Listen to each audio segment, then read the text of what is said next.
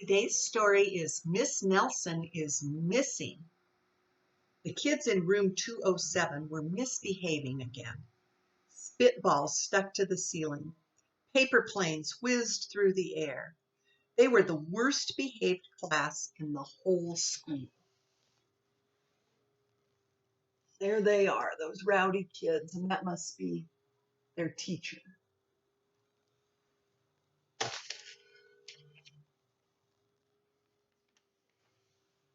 Now settle down, said Miss Nelson in a sweet voice. But the class would not settle down. They whispered and giggled. They squirmed and made faces. They were even rude during story hour. If you were rude during story hour, I would quit reading those stories. Something will have to be done, said Miss Nelson. The next morning, Miss Nelson did not come to school. Wow, yelled the kids. Now we can really act up. They began to make more spitballs and paper planes. Today, let's just be terrible, they said. Not so fast, hissed an unpleasant voice. A woman in an ugly black dress stood before them. I am your new teacher, Miss Viola Swamp. Where's Miss Nelson? Asked the kids. Never mind that, snapped Miss Swamp. Open those arithmetic books. Miss Nelson's kids did as they were told. They could see that Miss Swamp was a real witch and she meant business. So, get this right.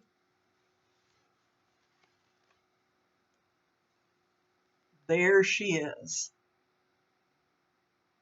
Look, the kids do not look happy. Right away, she put them to work and she loaded them down with homework. We'll have no story hour today, said Miss Swamp. Keep your mouths shut, said Miss Swamp. Sit perfectly still, said Miss Swamp. And if you misbehave, you'll be sorry, said Miss Swamp. The kids in room 207 had never worked so hard.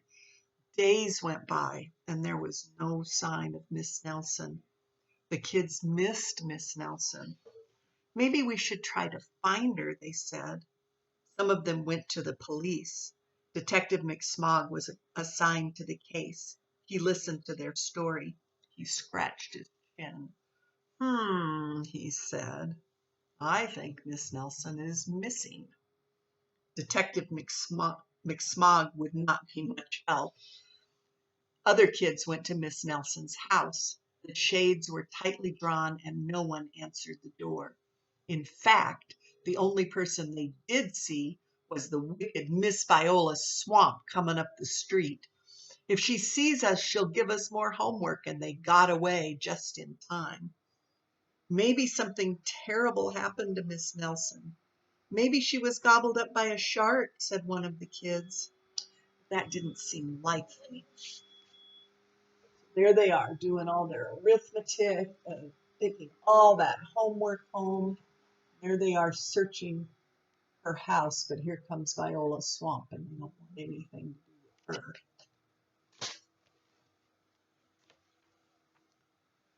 Maybe Miss Nelson went to Mars, said another kid, but that didn't seem likely either. I know, exclaimed one know-it-all. Maybe Miss Nelson's car was carried off by a swarm of angry butterflies. But that was the least likely of all. The kids in room 207 became very discouraged. It seemed that Miss Nelson was never coming back, and they would be stuck with Miss Viola Swamp forever. They heard footsteps in the hall. Here comes the witch, they whispered. Hello, children, someone said in a sweet voice. It was Miss Nelson. Did you miss me? She asked. We certainly did, cried all the kids. Where were you? That's my little secret, said Miss Nelson. How about a story hour? Oh, yes, cried the kids. Miss Nelson noticed that during story hour, no one was rude or silly. What brought about this lovely change? She asked. That's our little secret, said the kids.